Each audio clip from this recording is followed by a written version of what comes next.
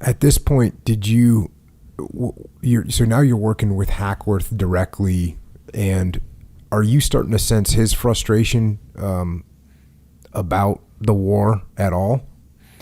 Yeah, a little bit. Well, no, more than a little bit, because the G3 for the Corps was a fairly corrupt guy, and Hackworth was very frustrated with that, and that's why he left. Actually, well, let's backtrack.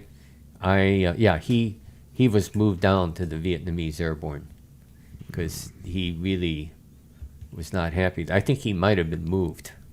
I never really got the story on that, why he went down there. And now, at this point, what are you thinking about in your career, in your life? Oh, I'd already decided I was resigning when I got back to the States. And what made you lean in that direction? Because, I mean, you did more years in JROTC than anyone has ever done before. And then you did ROTC, and you had all that military stuff, and now you got your combat tour in Vietnam under. What tilted you in the other direction? I felt the Army was going in the wrong direction when it came to leadership. I thought that they were looking for managers and not commanders.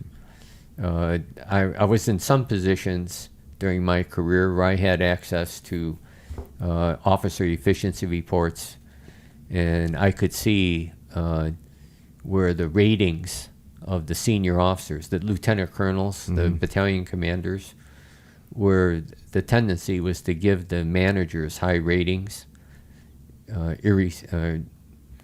irrespective of their command abilities.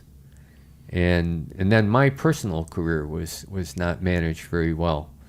Hackworth wanted me to stay. He knew I was thinking of resigning. In fact, that's why he offered me the company, because he thought that experience might turn things around.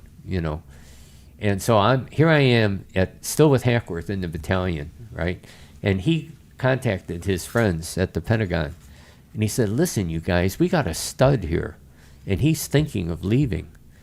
Show him some personal attention. We got a chance to save him." He told me this later, right?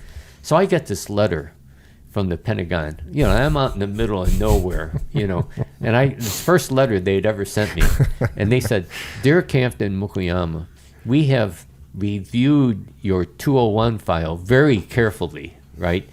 And we believe you have promise for graduate school, okay?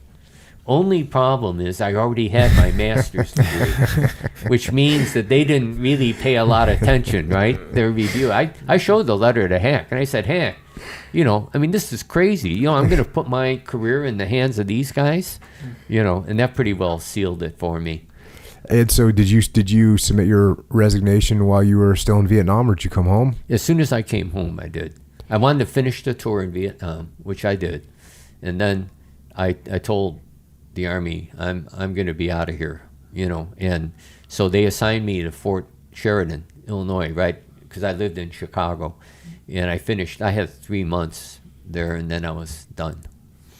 And then at what point did you decide you were going to stay in the reserves? Oh, immediately. Okay. That was never a question. Okay. I was committed to doing 20 years.